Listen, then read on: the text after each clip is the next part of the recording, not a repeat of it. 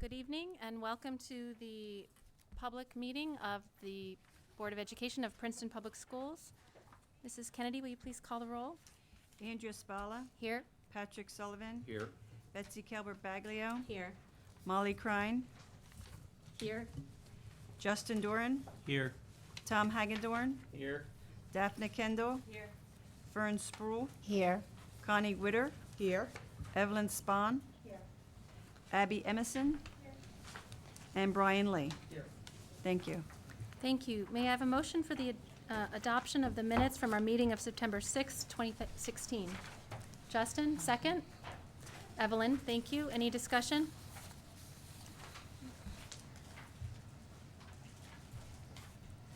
Any discussion?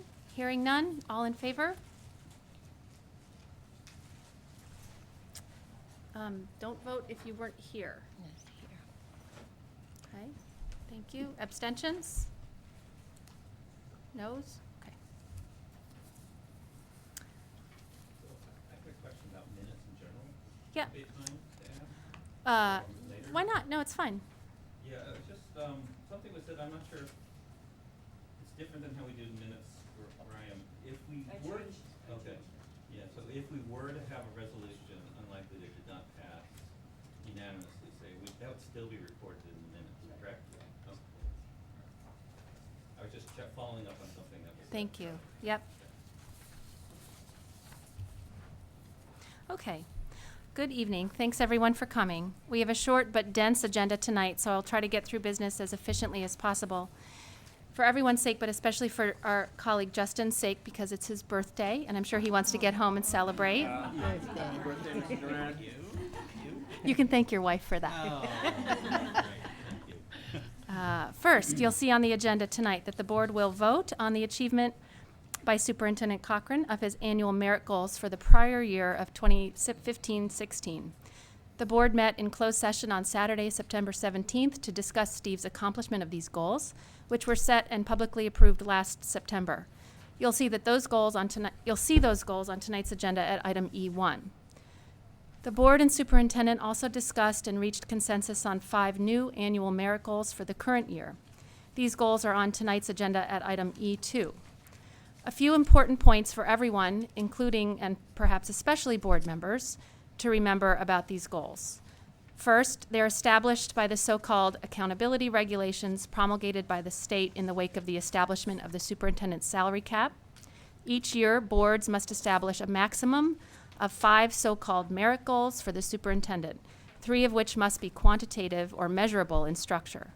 Second, and this is very important, these merit goals are not the sum total of everything the superintendent will do or is expected to do over the course of the school year.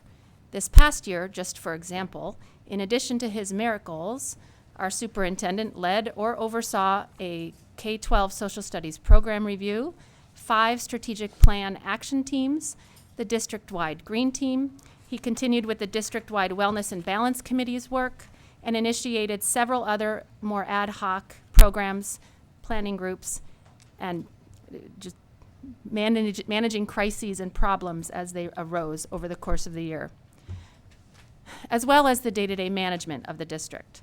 So if anyone has an issue of pressing concern that isn't captured by one of these proposed new merit goals, please do not think that your concern will remain unaddressed.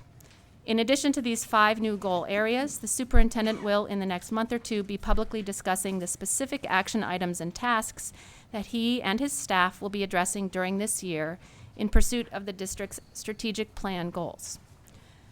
Third, please do not think that because a goal, either from last year or this year, is described as a, quote, annual, unquote, goal, that once the year is over, all work on that matter comes to a halt.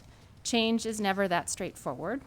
The goals attempt to identify priorities and define tasks and provide deadlines for the launch of important new programs to address them. They purposefully establish directions for the superintendent and the district, the beginning of work that will necessarily be ongoing long after the current school year.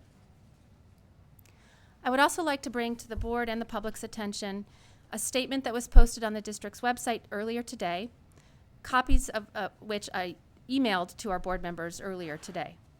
This joint statement among the superintendent, the 3 co-presidents of our local Teachers Association, and myself, is self-explanatory. It asserts our shared opposition to the August 31st decree by the New Jersey Department of Education, which, without notice or sound justification, tripled the weight that students' PARCC test scores must have in certain teachers' annual evaluations. I am deeply indebted to the PREA co-presidents for their enthusiastic participation in this effort on behalf of their colleagues and our students.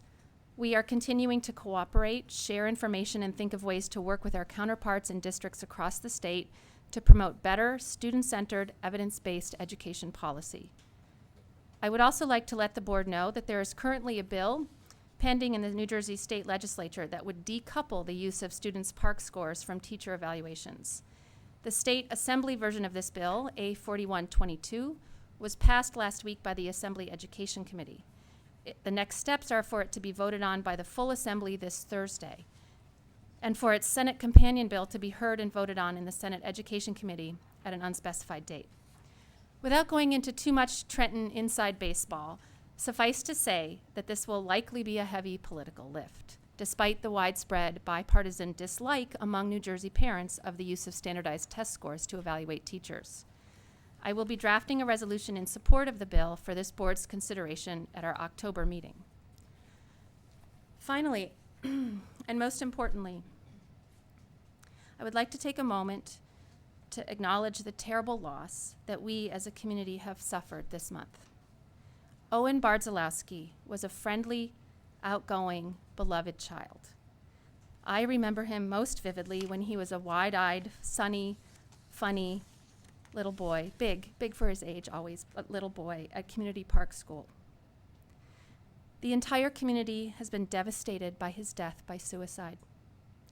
I would like to thank our district staff, every single person, too many to name, for the support, counseling, and love that they've provided to Owen's family, friends, classmates, former teachers, and even to those who didn't know Owen, but who feel his loss keenly, as it affects us all. They have done this even as they themselves were in deep grief.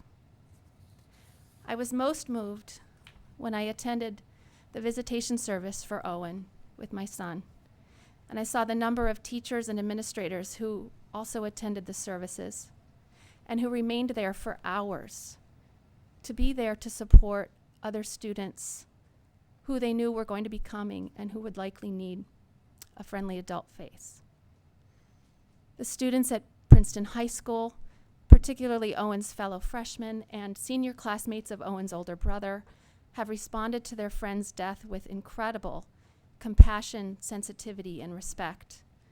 I know that we are all grateful for and so proud of their collective, extremely mature and selfless desire to help one another, to honor Owen, and to support Owen's family. Thank you to the Community Park School families and teachers who have provided the younger Bardzalowski children with the stabilizing, supportive routines that they continue to need upon their return to school and social life. Thank you, too, to the many community partners and mental health experts who have partnered with the district staff and who are working so hard, along with our staff members, to provide ongoing counseling and support for our students and their families. I know that Steve will also address this work in his report, but everyone should understand that this important work is ongoing. Before we go to agenda items E1 and 2, I would like to allow Superintendent Cochran to give his superintendent's report to us. I don't think this is it about an agenda item? No, it was about something you just said. Oh, okay, go ahead. So you had said that, I didn't have a chance to read your email, but with the PARCC testing, what happens to a teacher if the students opt out? I believe that as teachers, it's SGP, or student growth percentile, is based on the assumption that teachers, a certain number of that teacher's students in a given year will take the test. So as long as that sort of baseline number is met, individual students' opt-out rates won't matter. But if, for example, every student in a 4th grade teacher's class opted out of PARCC, there would be no score. So it's unclear what would happen. On the other hand, as you know, the state DOE has anticipated this issue and I believe is squeezing parents and families between these regulations on the one hand, tying Oh, and the PARCC graduation scores, and the requirements. graduation Yeah. requirements. Thank you, yeah. So that's what that's all about. It's punishing teachers by tying test scores to their evaluations on the one hand and preventing opt-outs by making them a graduation, PARCC a graduation requirement. So that's just my opinion, but it's shared by a lot of people. Thanks for your question, Daphna. Steve, on to you. Thank you, Ms. Bala. Good evening, everyone. I believe that a strong and caring community is one that comes together to multiply joys and divide sorrows. And we certainly had many joys to multiply as we began this school year together with our students, and we will have many more. Sadly, however, on September 15th, we had an event of deepest sorrow. Ms. Bala spoke eloquently just now about Owen is an outgoing and certainly a beloved young man. His whole life was before him, and his death has impacted us all. On behalf of the entire Princeton Public School community, I want to extend again our deepest condolences to Mr. and Mrs. Barlowski and to their children. I also want to extend to them our gratitude. In their own grief, they opened their hearts to the rest of us. They reached out in writing and in person to celebrate Owen's life. They also courageously used his passing as an opportunity to help us talk openly about the signs of suicide and to find ways to support one another. And support one another we did. I want to join Ms. Bala in thanking our administrators, our counselors, our teachers, our child study team members, our nurses, all of our staff and students who came together in this time of crisis. I also want to thank our community partners. Within an hour of getting the news about Owen's death, Rabbi Feldman and Pastor Dave Davies were on site representing the Clergy Association in town. We had counselors who came to us from Corner House, from Trinity Counseling, from High Tops, from Good Grief. The Robbinsville School District sent counselors, and the rest of the districts in Mercer County reached out to ask how they could help. When a tragedy such as this one happens in our district, there is a process that we follow. It begins with the principal pulling together his or her crisis team of administrators, counselors, and child study team members. Together, the team identifies those students and staff who may be most affected by the death. They develop a process for communicating the news to staff and students, perhaps in person, perhaps a statement read in class. They set up places throughout the day and in the evening where students can meet with counselors.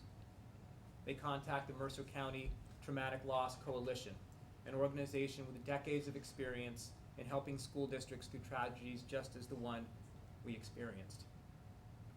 And the crisis team continues to meet multiple times on day one, on day two, on week one, on week two, on month one, on month two.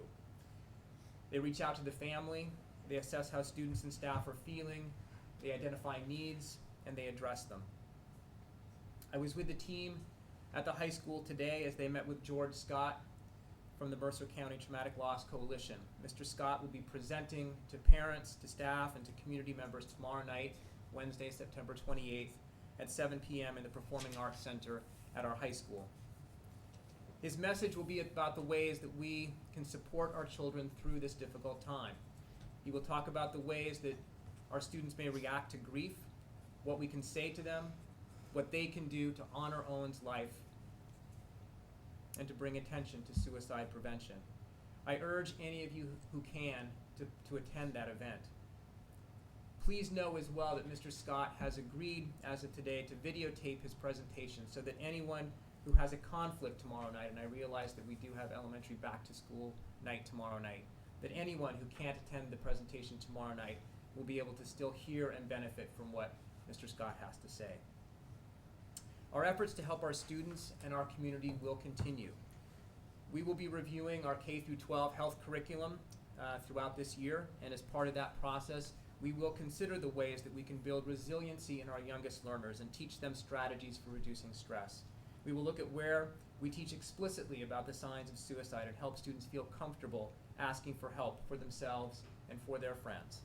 We will talk with our students themselves on ways to designate or destigmatize issues around mental health and promote, as our mission states, a sense of joy and purpose. We turn now to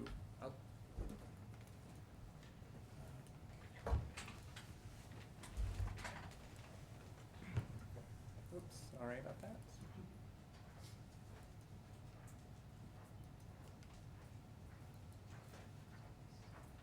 Staff development. My theme on the first day of school, when I met with all staff, was relationships first. We are building on that theme with each of our staff development opportunities throughout this year. We're focused on building relationships through increased communication. Teachers at the high school tomorrow and at the middle school and elementary schools on Friday will be learning how to create their own websites called learning management systems. They will use those websites to display key information about themselves and about what they teach, as well as grades, homework assignments, learning resources, and a calendar of projects and events. We are focused on building relationships through increased differentiation in our instruction. Knowing students well, their interests, abilities, and learning preferences is the key to high-level learning. We've begun sharing strategies for successful differentiation, and we will continue to do so at faculty meetings, department meetings, and staff development days throughout this year. We are focused on building relationships through an appreciation of diversity and an honest examination of our own responsiveness to race and culture. As we witnessed in last night's presidential debate, there is a need in our country for open conversation about race, what's working, what's not, and how we can come together to support the highest expectations for ourselves and for our kids. I want the Princeton Public Schools to be a leader in that effort, and I'm excited as we begin this Friday with our remarkable staff at JW to have those conversations on cultural responsiveness. I turn now to an update on enrollment. At last month's meeting, I talked to the board through the increases we're seeing in enrollment, and I wanted just to show that a little bit more graphically this evening. So here you have, for all of our schools, the enrollment last year at this time for our first board meeting, and then enrollment currently, and then you see the increase. So nearly 1,600 students at the high school, up 18, up 50 students at JW Middle School, and I know they are feeling that pinch. Almost 40 student increase at Community Park, and you see that the total increase for the district is 163 students. I went a little further and took a look at the distribution by new development. So listed here we have Avalon Bay, the Copperwood development on Bunn Drive, and Merrick Stanworth. Avalon Bay has about 280 units, but it's only about 10-15% filled at this point, and you see the number of students in our system, 3 at the high school, 1 at JW, 4 at CP, 2, I believe, preschoolers at JP, for a total of 10. Copperwood is was the 55 and older development in town, and they have recently lowered their requirements, and so we have families there who have children. It's in the sending area for Littlebrook, so there are 5 students at Littlebrook from whose families live in Copperwood, and then we have 9 at PHS and 7 at JW. Merrick Stanworth is the university development that has 325 units. I think there's still about 100 that are not yet occupied, but you see the numbers here, 75 total students coming from that development, and you can see the breakdown, fairly evenly divided. We did split the zoning for Merrick Stanworth between CP and JP, and the numbers now are fairly evenly divided between those two, 27 and 23. So the total from those 3 developments is 105, and that I just wanted to keep the board and the public updated with our enrollment, and I will try and do that on a regular basis because I anticipate that we will continue to see that increase as those units get filled at the various locations. So all 3 of the developments have vacancies. Steve, how much did Merrick Stanworth, how occupied is that? No, you said There are about 325 units, and I believe last I spoke to them, and it's probably been a week and a half, they had about 100 units that were still unoccupied. so 105 of the 163 that were up this year from these response. Correct. And Steve, Merrick Stanworth, is that only Princeton University housing? Well, there. Or is that open to the and- community? Yes and yes. So there are, I believe, 56 affordable housing units that are part of the 325. Okay, I thank you. believe that's the number. But there's some portion, may not be 56, but there's some portion that's affordable housing. And that's true for Avalon Bay as well. And so based on It's on. what's happened so far and what's left to go, you can kind of extrapolate that there might be roughly 100 people, 100 new students from Avalon Bay when it's full. If it's 10% full now and you got 10, you know, who knows? It's Right. a small sample, but it could be, right? And then also Merrick Stanworth, if it's about a third left to go, you could have a total of 100 there. So maybe 200, 250, 225 students when everything's full. It's possible. Possible. Now I'm not going to sleep tonight. Yeah, yeah. Yeah. So I will continue to update the board on that. And the last item is just to remind everyone that we have homecoming coming up next month. October 14th and 15th is our homecoming weekend. We have Friday night football under the lights at 7 p.m. I believe we're playing Western Windsor South. The next day we have field hockey on the turf and boys soccer. And then across the street at JW we have Super Saturday. So games, music, food. Please come. It's an opportunity to truly multiply the joys of our kids in our community. So we look forward to seeing people there. Thank you.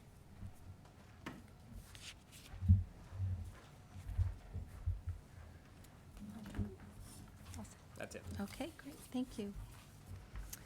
May I have a motion for agenda item E1? Molly, second? Fern, thank you. Any discussion?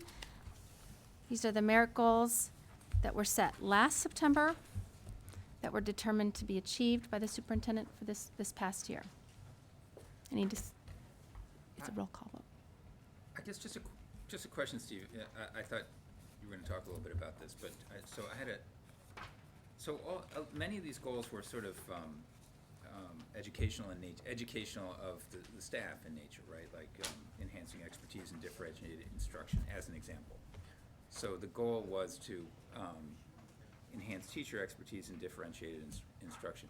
And so what can we say now that it's been a year? Oh, sorry. So should I say that over again? I was just pointing out that a lot of these goals are sort of educational of the staff in nature, Mm-hmm. right? That we're, as an example, quantitative goal B is to enhance teacher expertise and differentiation of instruction. And so my question is, now that it's been about a year since we started that, this process. Right. How, and you don't have to speak for all the goals on the sheet, but how would you say the kids, how does it affect the students in the building? Because it's one thing, we've talked about this a little offline, to have a goal that says I'm going to make a plan or I'm going to do something that's a planning type thing. But can you just speak to what you think the kids are feeling that's different this year than last year? It's hard to measure some of these because some of the strategies are ones that teachers are already using, and they're sharing them with one another. It's not going to come up on a standardized test necessarily. You're not going to be able to take a standardized test result and trace it back to the fact that an activity in class, instead of reading in a book, the students acted it out, or saw, drew a picture of it, or created a play about it. So I think the kinds of metrics that will be helpful will actually be ones that I can work with our student board reps on, which might have to do with student engagement, survey data in terms of their level of enjoyment, and sense of connectedness to the learning. Those are the kinds of things that I think will be helpful to us. But I do think that helping teachers share great instructional strategies, and we have a lot of what I was doing was just reaffirming what teachers are doing already and helping teachers come together and learn from one another. And that kind of work, I think, is what we want to be doing when we talked about how we want teachers to grow as professionals. It really is not about the standardized test measurement, but about meaningful conversation among colleagues, teachers and administrators. So that's what we're trying to promote here. But you raise a good question. It's hard to draw a straight line between results and a different strategy that may be used in the classroom. I think the engagement kinds of surveys from students will be the most valuable to us. And just to follow up on another one, Homework 2.0, we did a committee over the last year. So what are the next steps there? When will students start noticing a difference in Homework 2.0, you know? Some students may have noticed that already. Okay. I think that with the homework-free weekends, there may have been a little breath of fresh air. But you'll see we did craft a policy, which the next step for that is to distribute that to the staff so that they can take a look at it. That policy outlines the role of teachers in assigning homework, the role of parents in supporting their students, and the role of students in completing it. It also takes a look at the meaningfulness of homework, the authenticity of homework, and the amount of homework. So there are guidelines in there regarding time frames that would be appropriate, say, at the elementary school level, the middle school level, the high school level. So the next step is really to have our teachers take a look at that policy that some of them contributed to with the supervisors and make adjustments to it, and then be able to send that out to parents so they can look at it, and students, and then we'll revise it and hopefully be ready to have those guidelines. It's really more of guidelines as opposed to policy. Have those guidelines in place for next year. Okay. Thank you. Excuse me. Just following up on Pat's comment about measuring the Yes. joy and wellness, and you mentioned that you'll have this, the high school representatients. Well, I'd love to you'll work talk with to them about that. But Yeah. I would also encourage you to check out how the students are feeling at the middle school as well. And I know we have many more concentration of students at the high school, but let's not forget. Absolutely. No, I think Great. that's the middle school is a great place where a lot of this stuff is in place already. And so we can certainly survey kids there and get their feedback. Yeah. I believe this is a roll call vote. Andrea Spalla, Yes. Patrick Sullivan, Yes. Betsy Calber-Baglio. Yes. Molly Crine, Yes. Justin Doran, Yes. Tom Hagendorn, Yes. Daphne Kendall, Yes. Fern Sproul, Yes. Connie Witter, Yes. and Evelyn Spahn. Yes. Thank you. Thank you. May I have a motion for agenda item E2? The superintendent's, thank you, Justin. Second? Pat, thank you. Superintendent's merit goals for this current school year. Discussion? Questions? Okay, again, I think this is a roll call vote. Mrs. Kennedy? Andrea Spalla, Yes. Patrick Sullivan, Yes. Betsy Calber-Baglio. Yes. Molly Crine, Yes. Justin Doran, Yes. Tom Hagendorn, Yes. Daphne Kendall, Yes. Fern Sproul, Yes. Connie Witter, Yes. Evelyn Spahn. Yes. Thank you. Thank you. Moving on, may I have a motion for agenda item G1? Anybody? Molly? Second, Fern, thank you. Any discussion, explanations, questions? Is this a roll call vote, Stephanie, or no? This is just a regular vote? This is the, Self-assessment. Self-assessment. So it's open for discussion for the public to make any comments before the vote is. Oh, I see, okay. All right, so Mrs. Kennedy informs me that this is one of those weird agenda items that come up every once in a while where it has its very own special public comment opportunity for this agenda item only. It's on the floor if anybody has any comments whatsoever about agenda item G1 only. G1 only, which is the school self-assessment under the Anti-Bullying Bill of Rights Act. Don't worry, there'll be other public comment opportunities later. All right, I'm seeing nobody rushing up to the microphone. So how about a vote on agenda item G1? Can I ask you a question? Oh, yes, absolutely. I'm just wondering, that last one here, the one we did not get a perfect score in. I just wonder if there's anything to say, it looks like it's indicator E is the area where we got a 2 out of 3. Well, each school submitted their own. Oh, okay. So you Oh. might be looking, you have to look at it school by school. How do I tell which school it is? It says at the Oh, top. this is a high school, sorry. Okay. Princeton High School.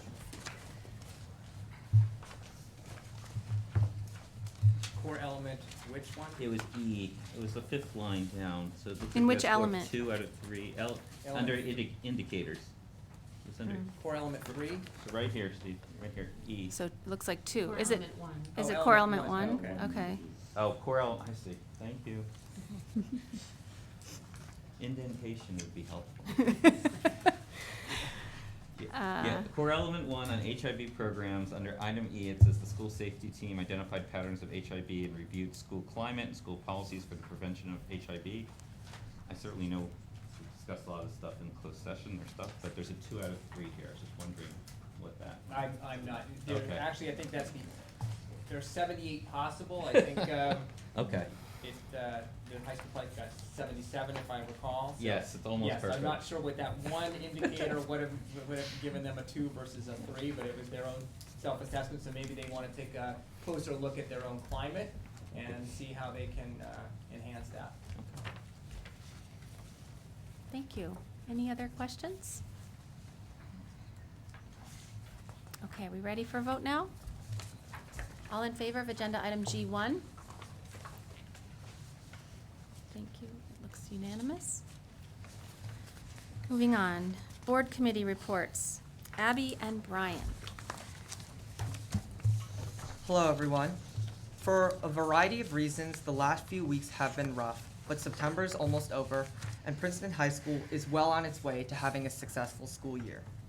With scheduling chaos behind us, freshmen are settling in nicely, sophomores are starting the community service, juniors are preparing their clubs, and seniors, well, we spend sleepless nights praying to get into college. In response to the unexpected news we received at the last board meeting, Brian and I surveyed around 200 students this month to ask about PARCC testing. We found that around 60% of students had opted out of the PARCC, and of the 40% who did take the test, only 43% treated it seriously. People who did not take the test told us that they either slept, went to class, did homework, or took the time to relieve their stress. Furthermore, 90% of students found the PARCC test was unnecessary for a productive education compared to the 1.5% who felt it was necessary.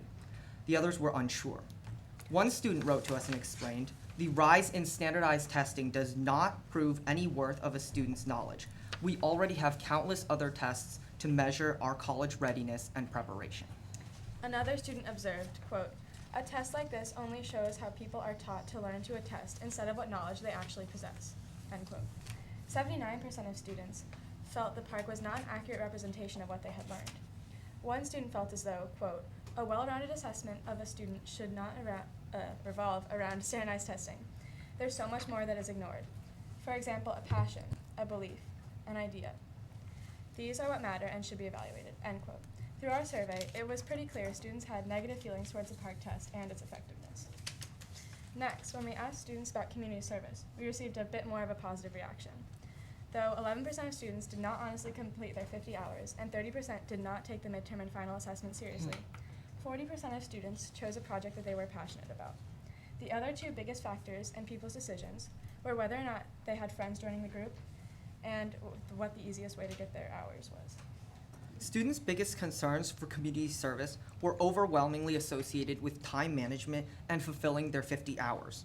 When asked if eliminating the requirement would be beneficial, students were split roughly half-half, some concerns being that some people would not do anything or would take the entire project as a joke. Others believed it would help students see the value in community service instead of just perceiving it as a requirement that needs to be fulfilled. Lastly, a majority of students agreed that spreading community service out over 2 years would be beneficial to the experience. We will make this data publicly available upon request. It is with a heavy heart that we transition into our next topic. Earlier this month, our district experienced a tragic loss when a child left us far too soon. Our wishes go out to his family and friends. Chicago's mayor, Rahm Emanuel, once said, "You never want a serious crisis to go to waste." And it is with that attitude that Abby and I will approach the coming months.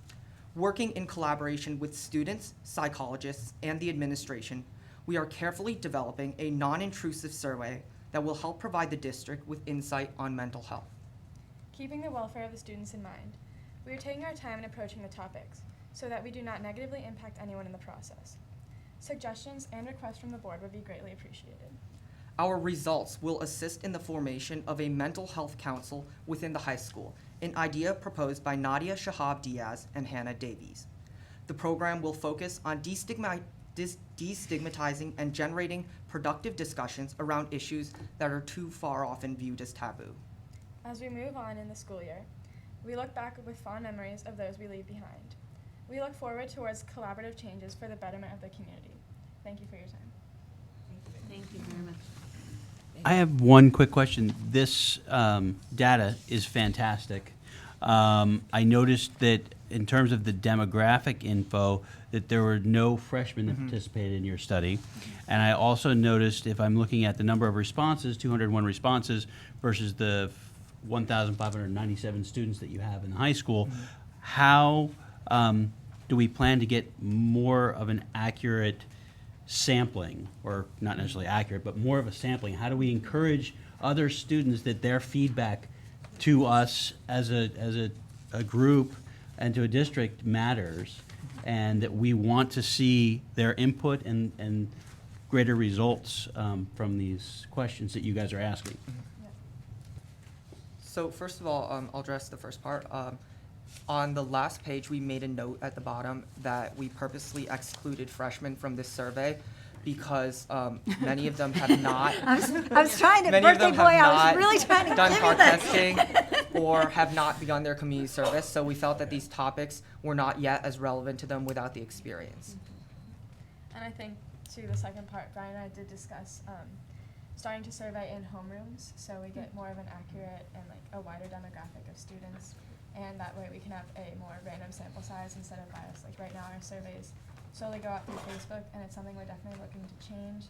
I think though, for the survey, we discussed about mental health, that we will be putting that out as optional. I don't think we want to force students into sharing their opinions on that. It's a very sensitive topic, especially right now. And I think that in the future, though, with other surveys not involving mental health, they will go out through the homerooms. I think that's something we are looking to do to get more responses and a greater demographic, like you mentioned, so thank you.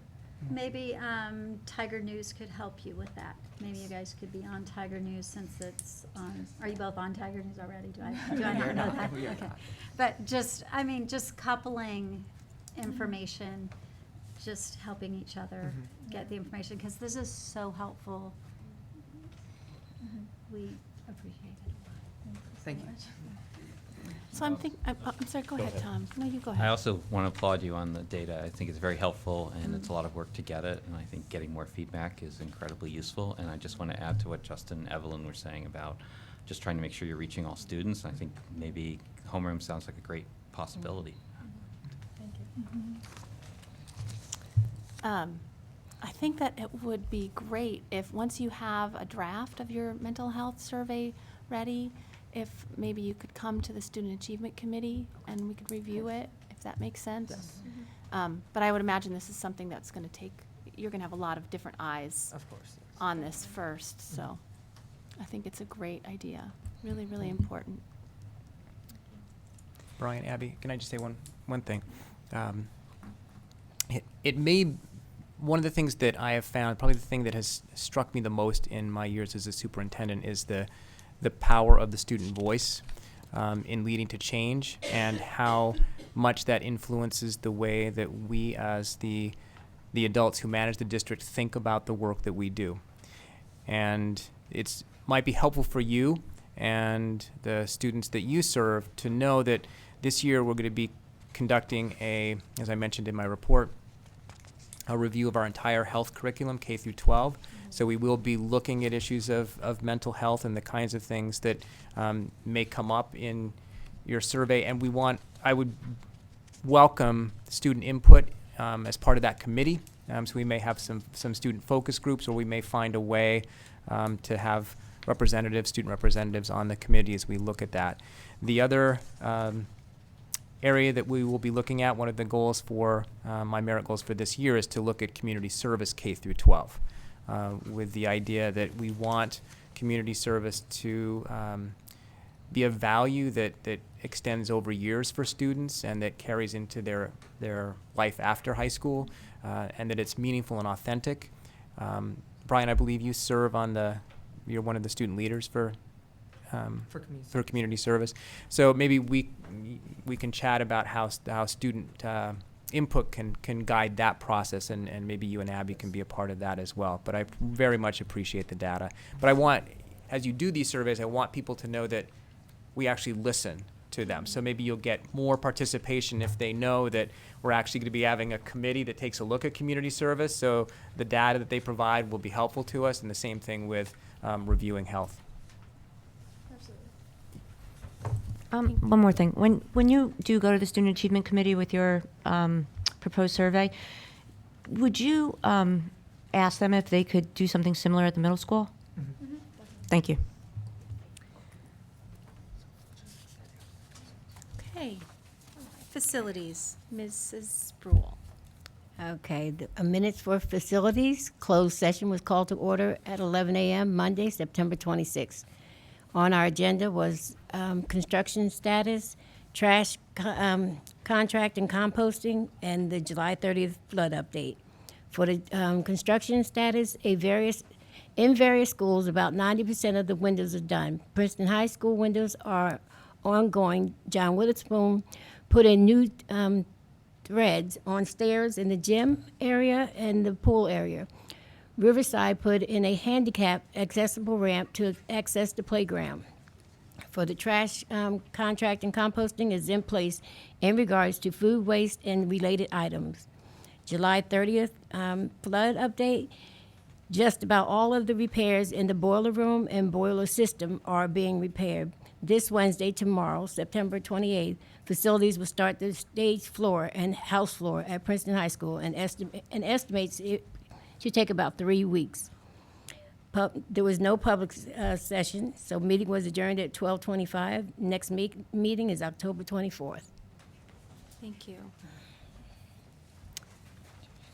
Is that a firm 3-week deadline, Stephanie? Because I know the choir concert has a concert scheduled for like soon. Yeah. We said that was the most time. Gary Snyder, not Gary Snyder. Gary Weissman. Gary Weissman, yes. Let's hope. All right. Thank you. Finance, Pat and Justin. Thanks. The Finance Committee met tonight at 6:30 p.m. here in Valley Road, and it was a relatively brief meeting. We went over the financial section of the board agenda, which is on tonight's agenda, L and F. We discussed briefly the flood damage that Ms. Sproul just talked about, and would point out that we have insurance for almost all of those that damage with a $10,000 deductible, so we're happy about that. We'll see what it does to our rates in the future, but for now, we're okay.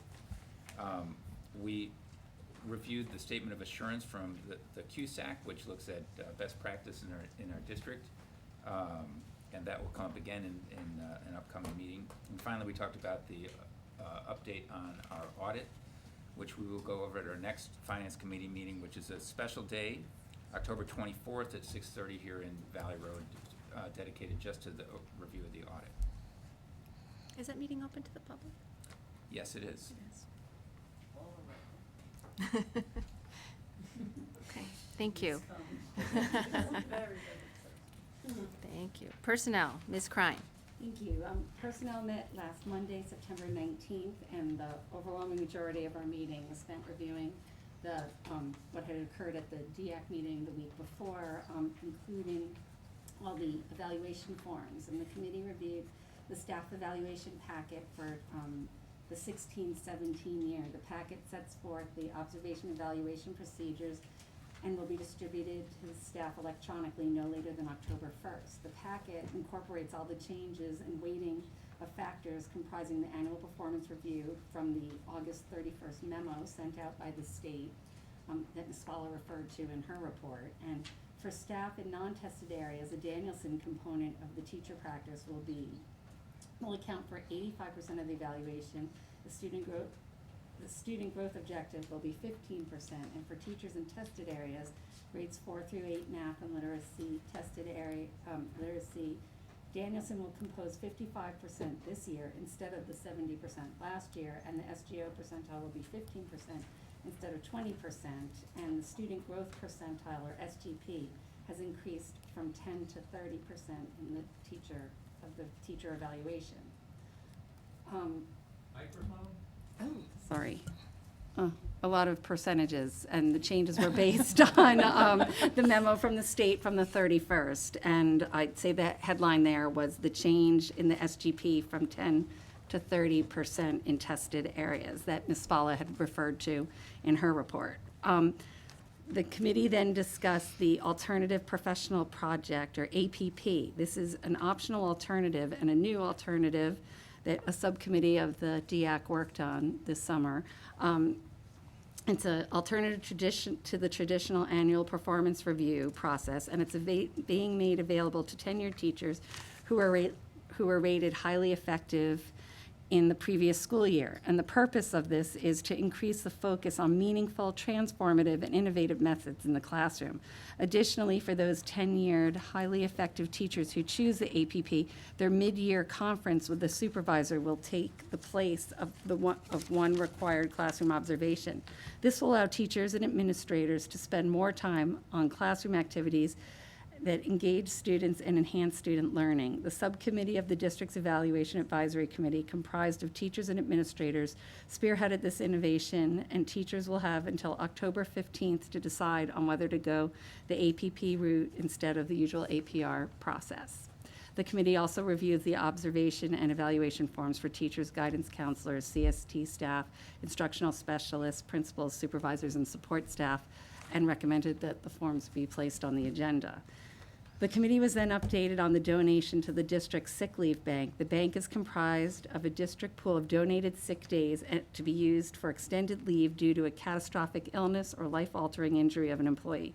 A maximum of 30 paid sick days may be granted after all the employee's time has been exhausted if approved by the sick leave bank committee. Any employee may donate during the open enrollment period in September. So far, 2 staff members in 2 years have applied for and received donated days from the bank. As of September 9th, there are currently 228 donated days in the sick leave bank. The committee then also reviewed the school improvement panels, and said under the state law of New Jersey, each school must have a school improvement panel. The panel is composed of the principal, supervisor, and teaching staff member or members. The panel's role is to focus on professional development, mentoring, and supporting teachers on improvement plans at school level. We reviewed the leaves of absences for the month and discussed confidential matters, and our next meeting is October 17th in Valley Road. Thank you. Long report. Student Achievement Committee, Ms. Baglio. We met here in this room on September 23rd, Friday. We discussed overnight trips and approved them. They're on the agenda today in L15. That's the speech and debate trips for this year, as well as trips for the Model UN. We discussed updates for option 2. There was an update required by the state to the assessment of the new program, and we discussed that and all of the work that's gone into that program. 2 different teachers presented studies for approval.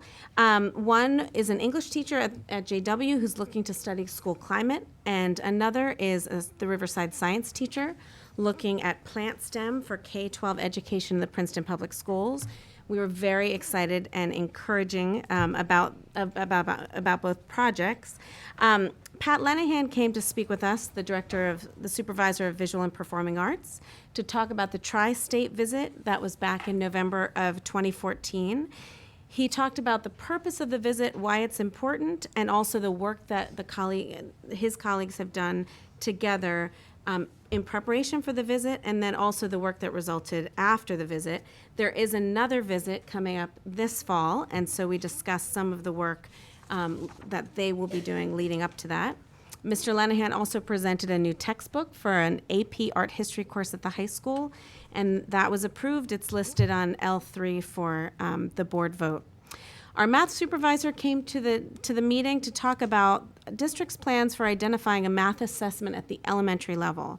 She explained that a critical goal for this assessment would be to find a good tool, obviously, but that utilizes the least amount of time out of instructional time.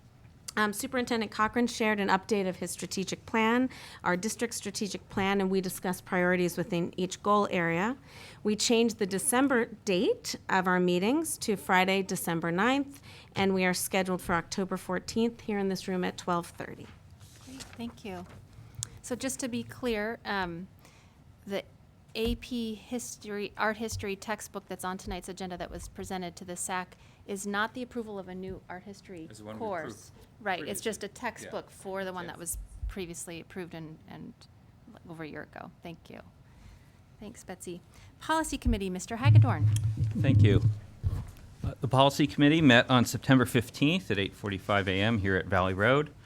The committee revised Policy 9200 on cooperation between parents and school based upon feedback we heard after the first reading. It's on the agenda tonight for a second reading.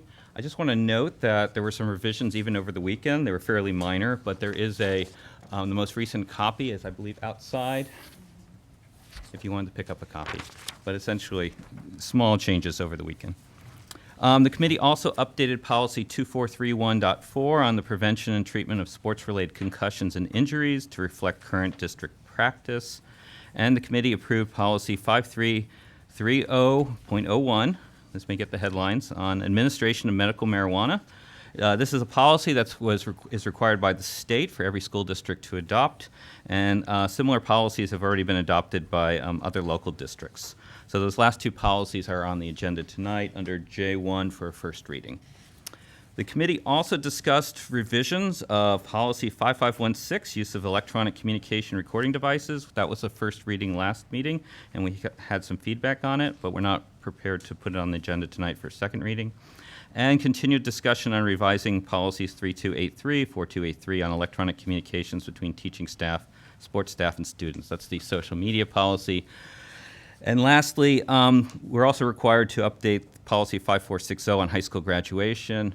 Andrea may sort of refer to this earlier. The state's revising things to squeeze for the students between graduation requirements, and then we expect to have that also on a first reading at the next meeting. So we have a lot of work going on in the Policy Committee right now. Our next meeting is on October 13th at 8:45 at Valley Road. The public is invited. Thank you. Thank you. We come now to our first of two official public forums. This first public forum is for any comment or question about items on our agenda in sections J through M only. If you have anything to say to the board or to the public about something that's not on the agenda, don't worry, you'll have an opportunity at the end of the meeting to do so. But for now, this public comment forum is for agenda items J through M. Okay, I don't see anybody. Let's move on. Items J1, there's no motion since these are on the agenda for first reading only. They were just summarized by Mr. Hagedorn ably in his report. Any discussion? I believe these, at least the concussions policy will likely be revised at our next policy committee meeting in light of some comments we've received. Okay, moving on. May I have a motion for item J2? Fern. Second? Tom, thank you. Any discussion? This is the adoption of policy 9200.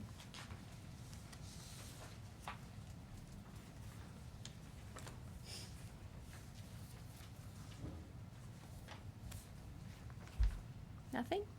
Okay. All in favor? I think it's unanimous. Thank you. Personnel, items K. May I have a motion for personnel items K1 through 3, which includes the blue addendum? Molly, second Justin, thank you. Lou, I believe you have remarks?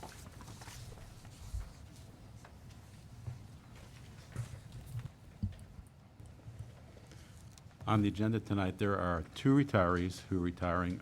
Diane Leffenfeld, who's a grade 5 teacher at Johnson Park, and Christoph Olius, who is a custodian at Riverside. He worked at the high school, Riverside, and Community Park.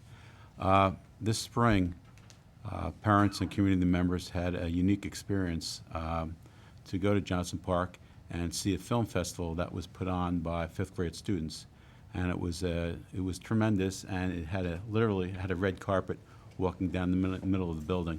And the films that the 5th graders put on under the direction of Ms. Leffenfeld was remarkable, and parents came away with new appreciation. And we have a lot of new student filmmakers who've gone on to John Witherspoon, and hopefully will be furthering their careers, and hopefully we'll see pictures from them in the near future as they go on to high school and beyond. Diane was always a student-centered teacher. She was very instrumental in a lot of students fulfilling their talents and gifts in her class. Everybody knew when they got the look from Ms. Leffenfeld, they knew what that meant. She didn't have to really get up. She just sat there, and they knew that if they got the look, that was it. But she participated a lot on various committees, whether it be on DIAC, whether it be in mentoring, whether it be in curriculum. She was very active in the school and was a member of the school fabric. And the best goes out to her, and she will be missed, and we thank her for her 22 years of service to the district. Christoph Olius, a custodian at the high school, was best known for his floors. And if anybody went to the high school, they knew that those floors would sparkle, especially those who were fortunate enough to be part of the adult school at night. And he was very proud of those floors and felt that they were the best floors in the state, and would not hesitate to tell you that if you walked up to him and talked to him about it. He had the opportunity to show everybody his floors at Riverside, and he was a very interesting man. He was very active in his church, in his community, with the Haitian population, and was very generous in his time away from the school. And he has completed 25 years of service in the district, and obviously the board would like to extend thanks to him and to everything he has done for everybody over the years. And so those are our two retirees who are on the agenda tonight. Thank you. Any other comments on agenda items K1 through 3? I do. Yes, Betsy. I just would love to take a moment to share with my colleagues and with the public. I sit on the DIAC committee as a board member, and I just want to celebrate the great work that has been done by the teachers and administrators who've come together to create this new APP. As Ms. Krein said, if a teacher has been rated highly effective, tenured teachers can elect to propose an APP to their supervisor, and one thing that I think is just so terrific is that can be independent or it can be collaborative work with other teachers. So I just think it's a wonderful opportunity for teachers to work together. I'm a former teacher, and there is never enough time to be able to collaborate with other teachers. I think it's a true opportunity for teachers to innovate and engage in meaningful work that they've been wanting to do and have meaningful conversations about this work. And in the DIAC meeting where this was shared this month, there was great excitement in the room related to the sharing of what is learned between colleagues in the district. So I really commend the effort, and I look forward to hearing about all the collaborative and innovative work, and I hope that we can come and learn from it as well as the teachers. So thank you for all that work. Thank you, Betsy. I'm excited about the APPs, not only because they're inherently exciting and a great movement, but because they're a great example of Princeton leading the way in the state towards meaningful teacher evaluation tools and instruments that enhance instruction, enhance learning in the classroom for kids, and don't use standardized tests. I know it always comes back to PARCC with me, doesn't it? Any other comments on agenda items K1 through 3? Hearing none, roll call vote. Mrs. Kennedy? Andrea Spalla. Yes. Patrick Sullivan. Yes. Betsy Calvert-Baglio. Yes. Molly Krein. Yes. Justin Doran. Yes. Tom Hagendorn. Yes. Daphne Kendall. Yes. Fern Sproul. Yes. Connie Witter. Yes. Evelyn Spahn. Yes. Thank you. Thank you. May I have a motion for agenda items L1 through 15? Fern, second. Betsy, thank you. Any discussion or questions? I just have a question on, just looking at the, there are 1, 2, 3, 4, 5, 6 overnight field trips for Model UN. I don't know if that includes the same students or if that's a mix of students, if there are a few, some students that are on all of those trips.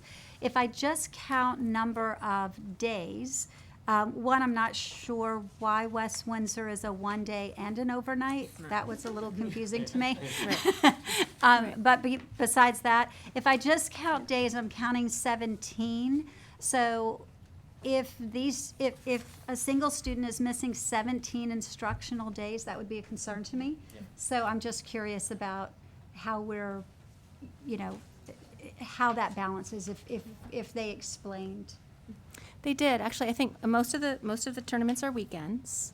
The West Windsor one, you're right, is not overnight. I think that was included on the agenda as a belt and suspenders measure. Okay, that's fine. And I think the same at Go the ahead, Beth. Princeton University conference. as Right. well. I believe that was. Right, they'll be Like, I could walking. see that being an overnight just because it's being on a campus and that's taking believe they advantage said of it that. was- So Right. that didn't worry me, but West Windsor being a 1 day, Yeah. I was thinking, Yeah. okay. I All think right. some of these will actually be weekend day trips too. They're listed as overnights in case, but I don't think Model UN is a particularly large group of students, and I don't know if all of the students attend every tournament. I think from last year, the answer to that question is no, not necessarily. It was just more of something to open the board up to. As we approve these things, what are we saying? Sure. And what are we allowing?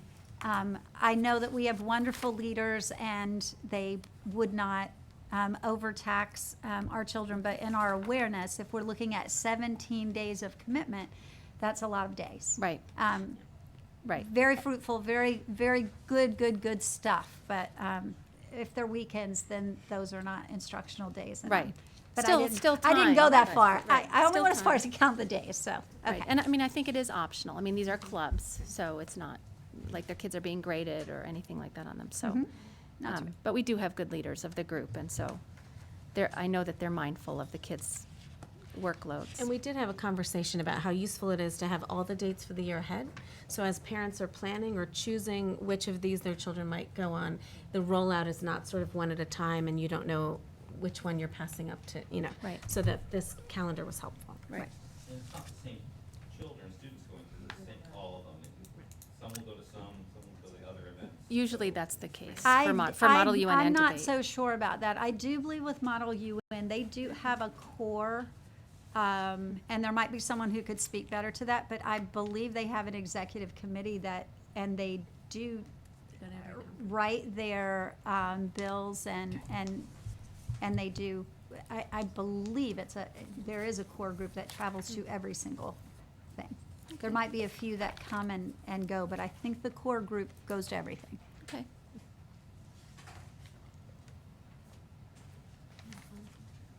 Any other comments? All in favor of agenda items L1 through 15?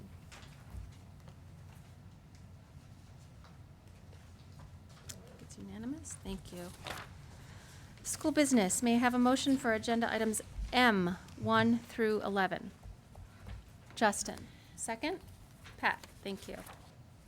Any comments, questions?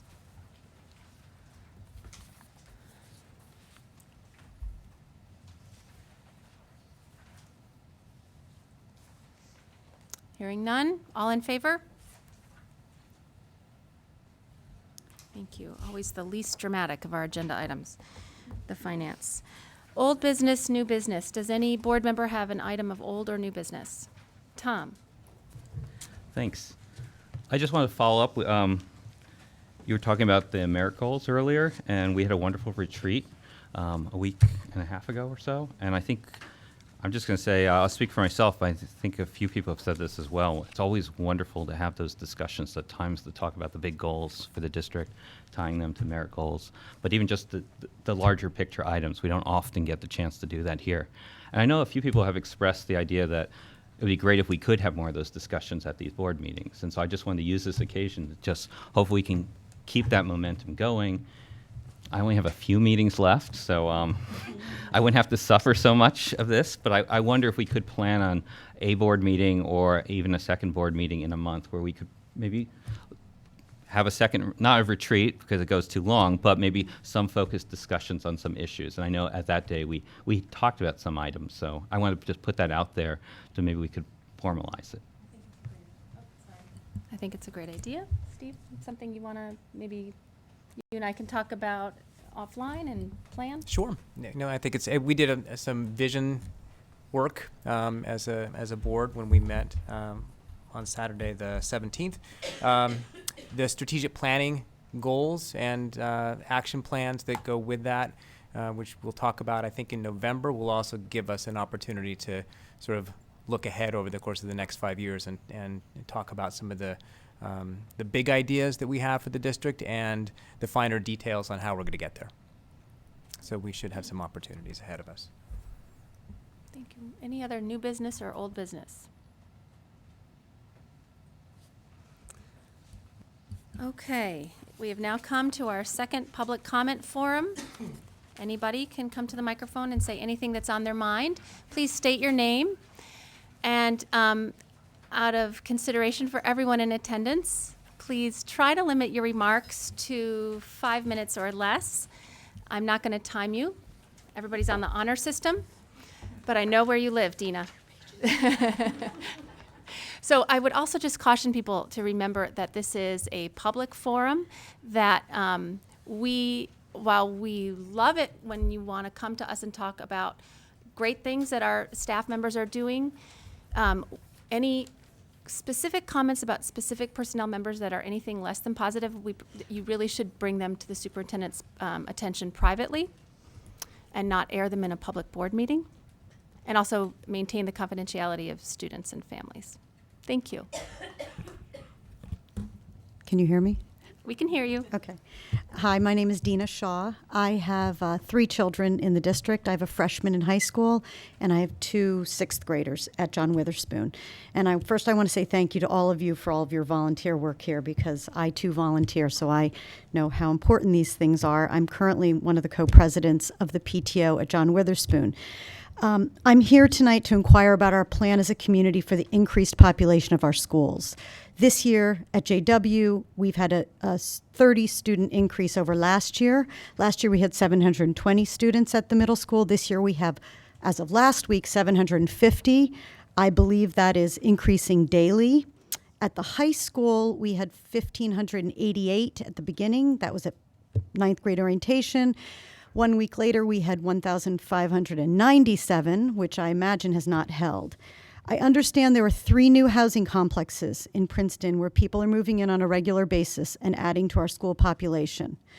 The first one I'd like to have some questions about is Copperwood. Copperwood was supposed to be a 55 and older community.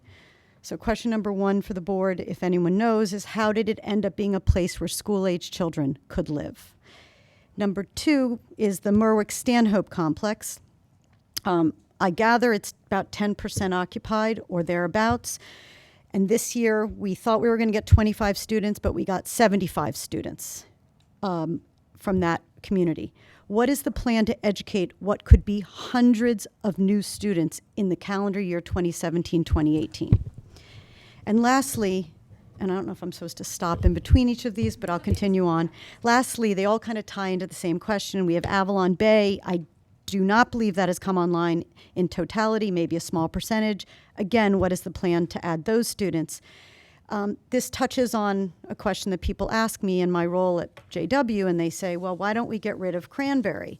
And I say, well, at least Cranberry, I'm sorry, this is what they say, and I say, at least Cranberry pays to attend our schools. I'm under the assumption, or what I gather is that neither the university nor the institute pay to attend our schools, yet we have a large number of their children being educated. I realize that the university gives money to the township, but that does not pay our bills at the schools. It doesn't pay for teachers. It doesn't pay for buildings. I'd like to know what our plan is to get them to pay their fair share. Fair is fair.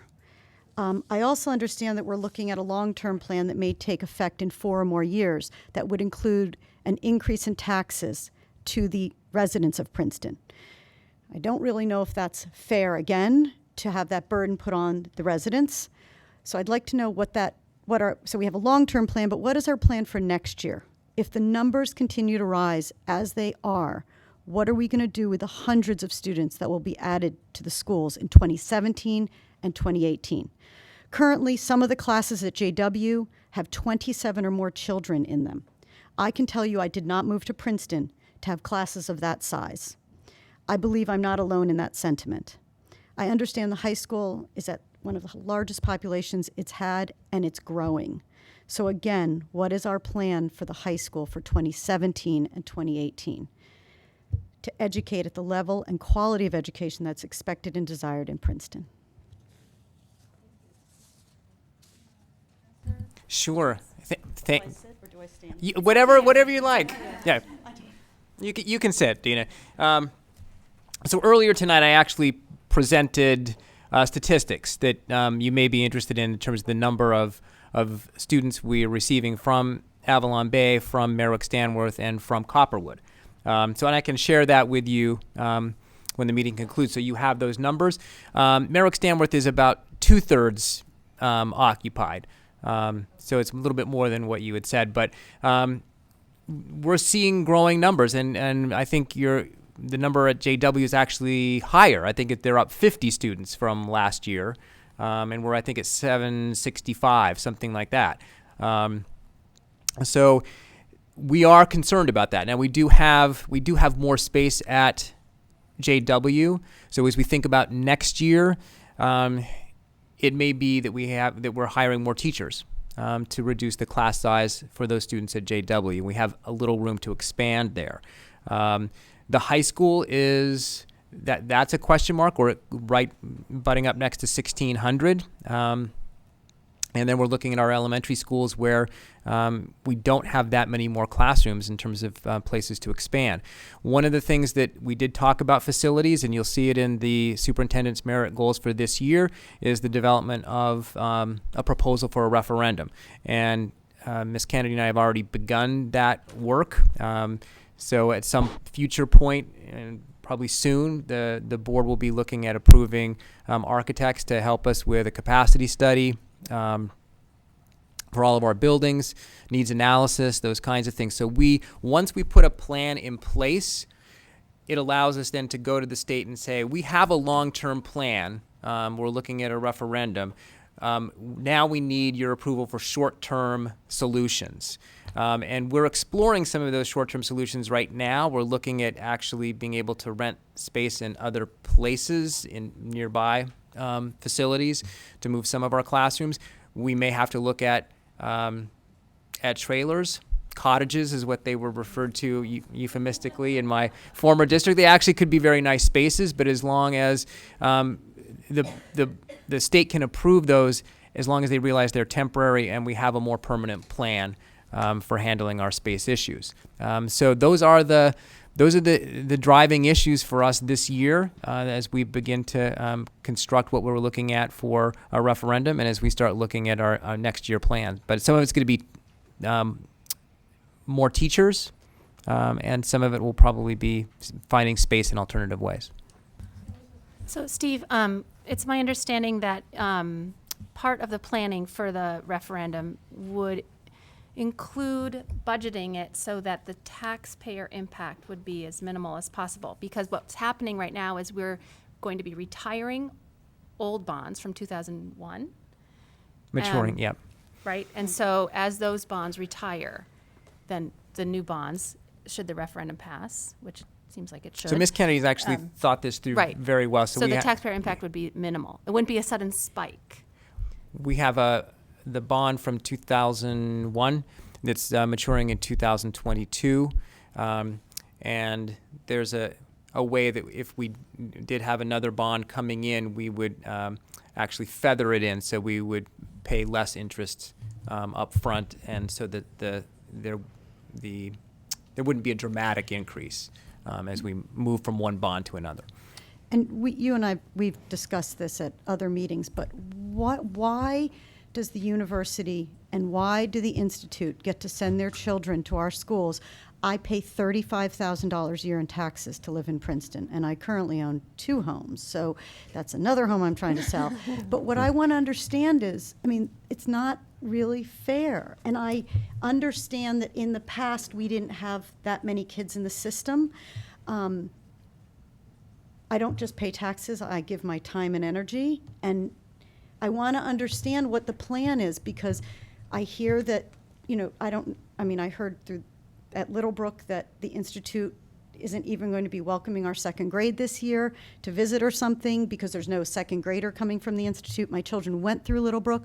On the one hand, it was wonderful to have the international flavor, but these kids would show up and they didn't speak any English, so it was a drain on our system. One might say that's wonderful. I can tell you there were times where it was tricky. Then you go to the university, and we know that they're using this housing. And then lastly, we go back to Copperwood. I know we all were blindsided by that. So we have the university, we have the institute, and Copperwood. What can we as residents do? Because people do come to me. They come up to me and they say, do you know how big these classes are? The 8th grade has 290 kids now or something. The 7th grade is climbing. I don't even know if those parents know, but they're going to figure it out. And then Right. they're going to come marching. So we have long-term partners in education in the institute and in the university, and they pay the payment in lieu of taxes that goes to the municipality. Mayor Lempert has asked me for the numbers that I just shared with the board. I wanted to share them with the board first, and then I will email her tomorrow with these numbers and begin that conversation. I think that this is a community that supports learning and education, and I'm confident that when we all sit down and talk about the needs that we have in the school district, that we will find a way to make this work. Well, whatever we can do as a community to help you, and I've Thank said you. this before, but you're not alone. But I think the parents are going to figure this out. And I can tell you as a parent of a 9th grader, I'm hearing about how crowded it is. And it's not making me sleep at night.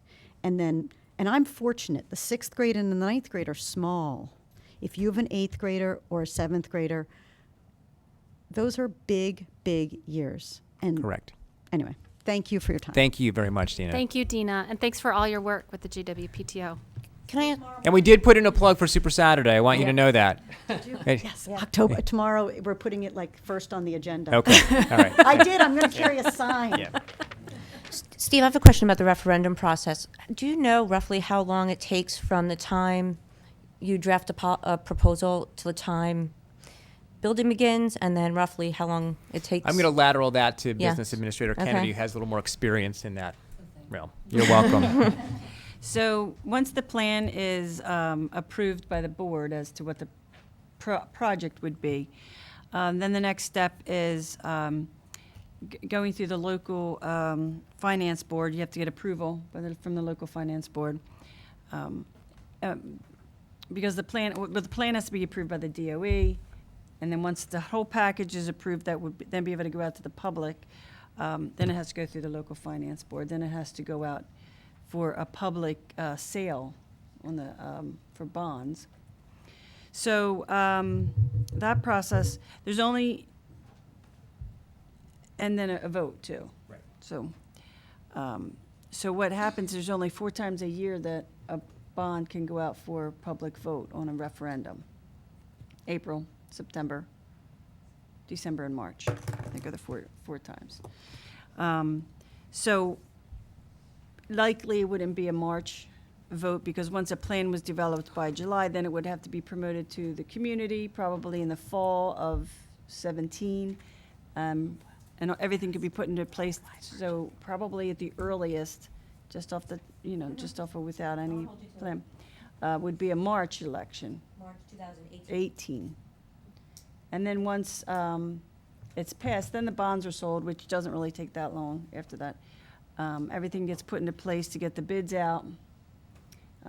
By the time that March time would come, the architects would have already designed the bulk of the bids to go out and hit the streets. So that March, so probably summer into the fall of 18, construction would begin.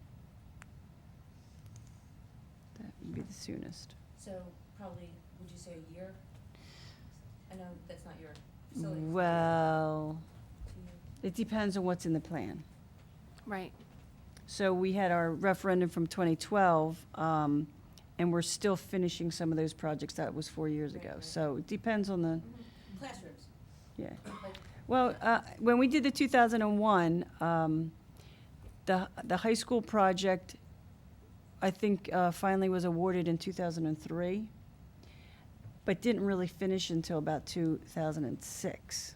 That was completely. huge. I mean, it Yeah, was but the that was addition of a lot of huge. Yeah, that square was- yeah. footage, so. The elementary schools were much quicker. They were maybe a year and a half, 18 months or something. thank you, sorry. I Yeah. know it's No, it's great. No, It's, good hel- question. it's good for And everybody it to depends on hear whether all it's this. internal space or external. Right. There are a lot of factors. Right. I mean, I know that some of the construction that we did in the 2012 referendum was all on existing square footage, and it needed to be done at times when the kids weren't in the buildings. Right. So that affected the timeline, even though the actual amount of work that needed to be done wasn't nearly as much as prior. So, And I the just- projects that are hanging out there now is like the outside, the JW generator is just in the final stages. But the classroom work and everything was done a long time ago. Right. So speaking of this, Hopewell actually had a referendum today. Today was one of the 4 designated days, and I just got a text from someone there saying that it passed by a wide margin. That's another issue. I mean, this is a political issue as well. So when you're developing a referendum proposal, you have to take into consideration political issues. You, as a school board, I think, want it to pass, but it is ultimately up to the voters. So, Can I ask one follow-up? yeah. So we had a demographic report a year and a half ago. Yes. And my memory of it is we were concerned about the demographics, the number of students at the high school, but it was going to be a bump that was going to pass through. And I thought we had a plan in place. But with these revised numbers, is that plan completely shot? I mean, is that still viable, or with these numbers, we really are having to come up with a new plan? We're over the numbers. The demographic study had us peaking in 2017-18 at 1608 at the high school, and then the numbers coming back down. So I don't know if the bell curve is just higher and it will come back down again, or whether it's going to continue just to accelerate. That's the question. But we are certainly at least 150 students over the demographic projection. Thank you. And are there must be state class size maximums at every level? Are they variable? Is an elementary class size maximum different? We have a than policy that has have a us local at policy. yeah, Okay, tw- for our 20, own 25, and then I think Okay. it's up to 30 at the at the upper levels? at the Okay. upper levels. Great.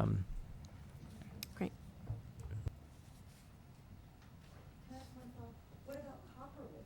What's the deal with Copperwood? How did Copperwood become a 55 and older before children? We don't know. I would like to get the answer to that honestly, question. we're too. trying to get the answer to that. We Yeah. don't know. I am also going to other people if they aren't without telling us.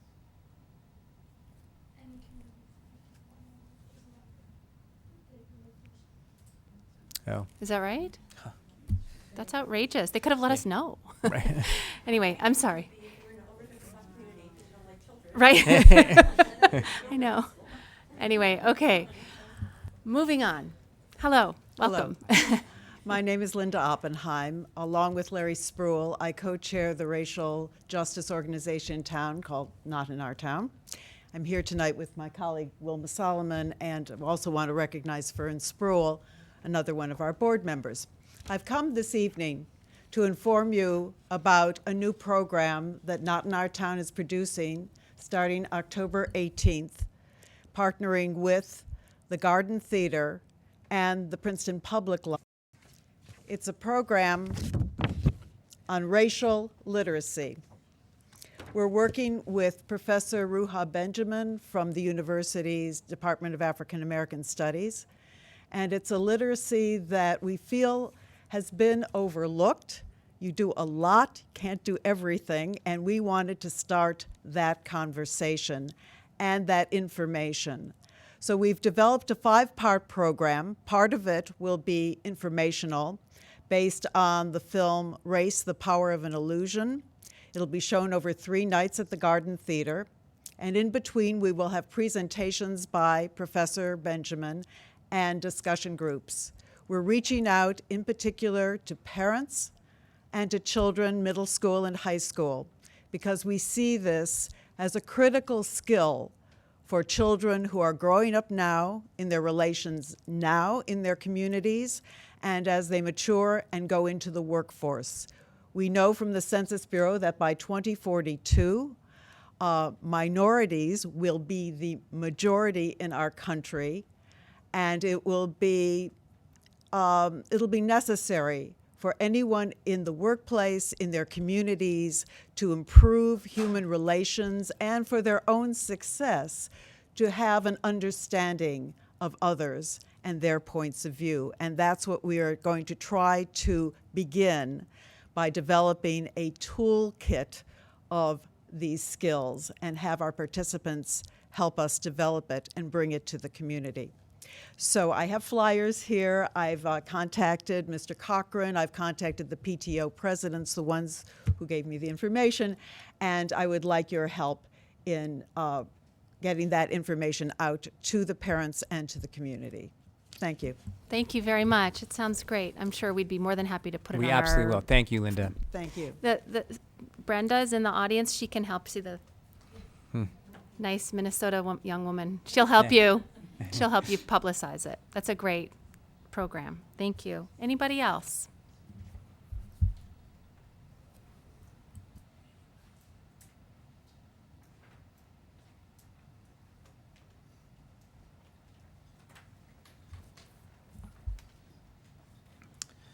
Rod Montgomery from William Patterson Court, just a taxpayer. I'm wearing the wrong shirt for some of this, but I'll do what I can. I was disappointed, but not surprised, that the superintendent's special goals, shall we say, for the next year do not include any economic goals for improving efficiency. Everything around here always seems to, all the goals around here seem to be for improving things by spending more money. Nobody seems to be interested in trying to spend less money to achieve equally good results.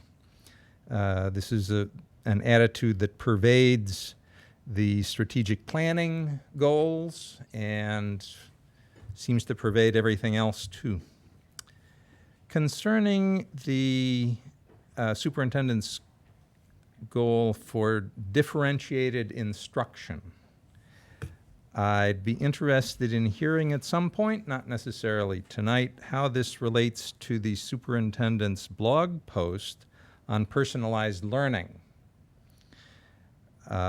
Personalized learning is not the same as gamification, although it is often confused with gamification, especially in the context of the materials to which the superintendent's blog post referred.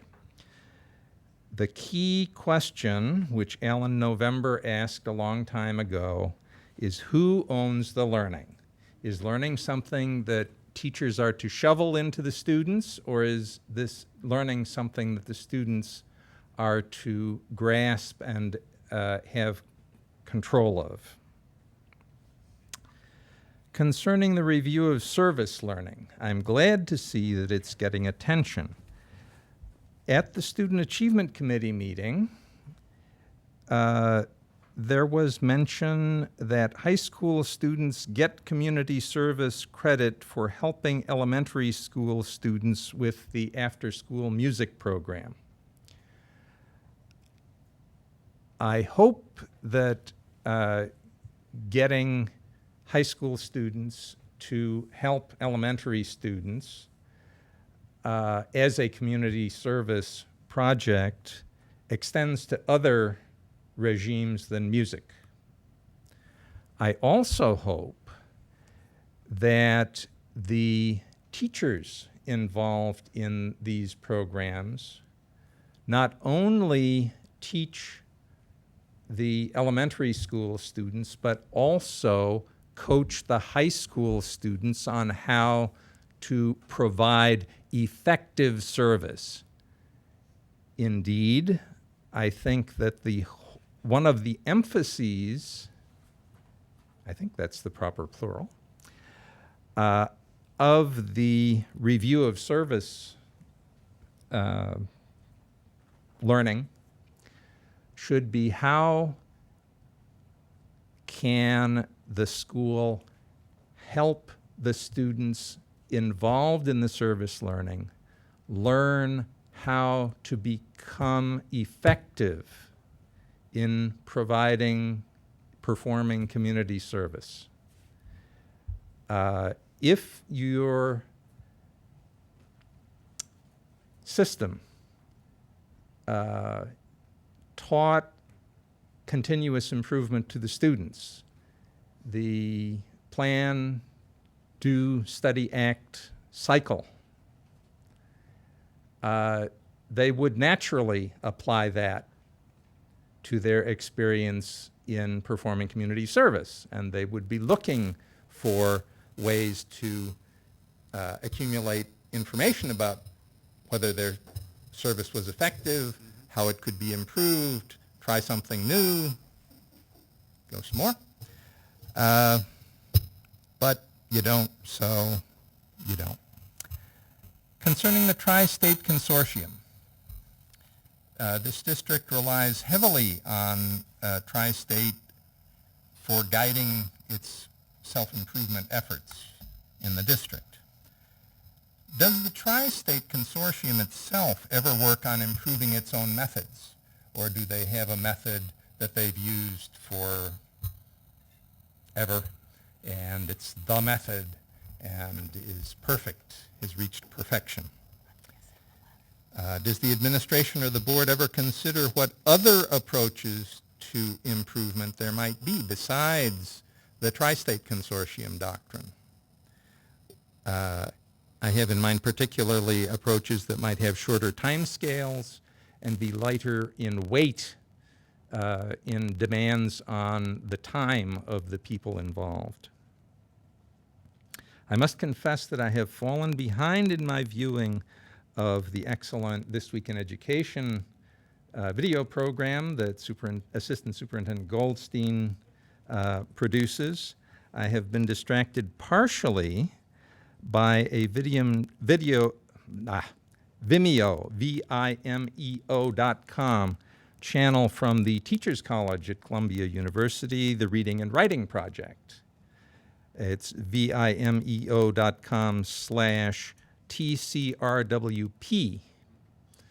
I don't have the opportunity to see the Reading and Writing Project in performance live in the district, so I've been able to get some vicarious experience through this video channel, which I commend to all those who want to see what might be going on.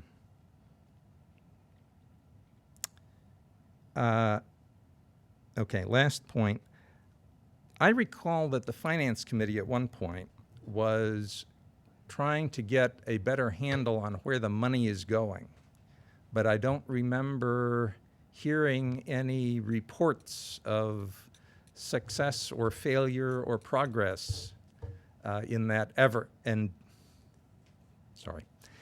endeavor, and I would like to hear some. Thank you all for your attention. Oh, sorry.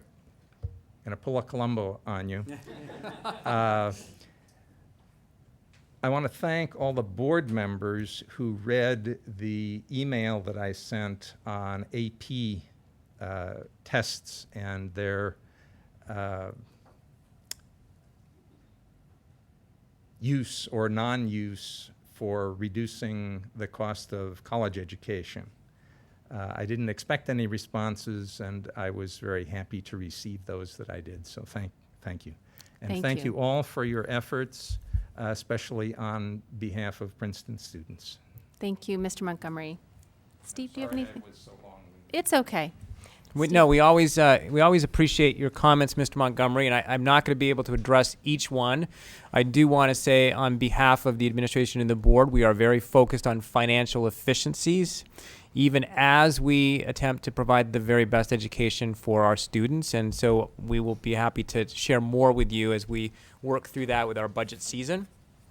I'm thrilled that you are viewing video of Reading and Writing Workshop, and I would invite you to join me at some point to actually see it live in our classrooms, because I think you will be truly impressed with the level of thought on the part of our students and the level of planning and work on the part of our teachers. It's a wonderful example of differentiated instruction at its best, and at some point we will talk about gamification and differentiation. The first was a metaphor for the second, so we'll talk offline about that. The last thing I would just highlight, you asked about program review process. We have used Tri-State for many years, and there is value in that process. It does take more time as we bring in representatives from other high-performing districts to help us review our programs. This year, we did adopt a more streamlined approach with our K-12 social studies review. It was an internal review done with teachers and administrators from the district, and it had a start time of September through June, and there were some very, I think, bold recommendations that came out of that work, and we are going to be continuing that process with health this year and also with science. Thank you. Anybody else?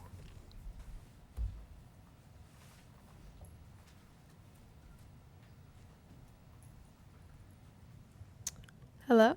Okay. Hello, my name is Nadia. I am a senior at Princeton High School, and is this working?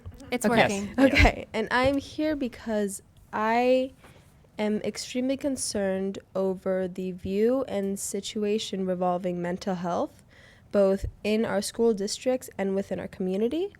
If you will bear with me, I will read a proposal for a mental health initiative that the liaisons and a few other students have been working to apply to Princeton High School, but would also like to apply the concepts, goals, and programs of such an initiative to the broader Princeton community. Also, there is a content warning on depression, eating disorders, and mental health for those who would like a warning on the topics that are to come at hand. No matter who you are or where you come from, no matter your race, culture, gender, or sexual orientation, the state of your mental health will affect you, how you act, and what you feel. 1 out of every 5 people suffer from a mental disorder, which can manifest in substance abuse, disordered eating, or a number of other forms. Sometimes the symptoms are glaringly obvious. Sometimes suffering is completely silent. Over 50% of youth and adults do not receive the help they need for recovery. A few years ago, a group of passionate students at Princeton High School established a club called SAFE to change the atmosphere at the high school through positive mental health. Once they graduated, however, this project slowed to a stop. My name is Nadia, and I am a senior who transferred from a boarding school called Phillips Academy to Princeton High School in April of this 2016. After battling and overcoming clinical depression and an eating disorder, I have noted a silence surrounding mental health issues amongst the student body at PHS. The environment perpetuates stress and discourages peers to speak of their struggles, thereby promoting the notion that those struggling with mental health are outsiders. Since my return to the high school, I have been doing research and planning a mental health awareness initiative, as well as recruiting others who are passionate and dedicated to the cause. Through this project, we aim to open the conversation about mental health and promote students to share their stories so that they may get the help necessary for recovery. We hope to reduce the stigma surrounding mental health in our community, make resources available to our student body, and educate both students and teachers on the importance of mental health. This campaign consists of a variety of small to large projects that promote positive mental health, educate students and faculty on the various factors of mental health education, and support and encourage anyone looking for help. Examples of small projects would include promoting free crisis text lines to anyone who would like to anonymously call or text a licensed counselor, and/or providing posters of information with resources available within and outside the high school. An example of a larger project would include setting up informational sessions and mental health during a student-led workshop or small group meeting. We are looking for passion. We are looking to change the overall environment at Princeton High School and the greater community of Princeton for the better, not simply until we graduate. We are looking for students who want to create a healthy mentality for themselves and for everyone who comes after them. We can no longer stay silent on matters that are difficult to talk about, and we are looking for everyone's help. A few weeks ago, I met up with the liaisons to talk about ways that we could implement this project, and they brought up ideas as to bring the initiative to the awareness of the entire Princeton community. I believe that this stigma or silence that we have on mental health perpetuates as to not allow people who are suffering to speak up about their issues. And I know that this can come in a variety of forms. It can come from growing up in a family or heritage that may invalidate those issues. It can come from growing up in a student body that is accustomed to the pressure and mentality that comes with high school. But I do believe that the well-being of our mental health is extremely important to our academics, our physical, and our emotional well-being. Thank you. Nadia, thank you very much. Yeah.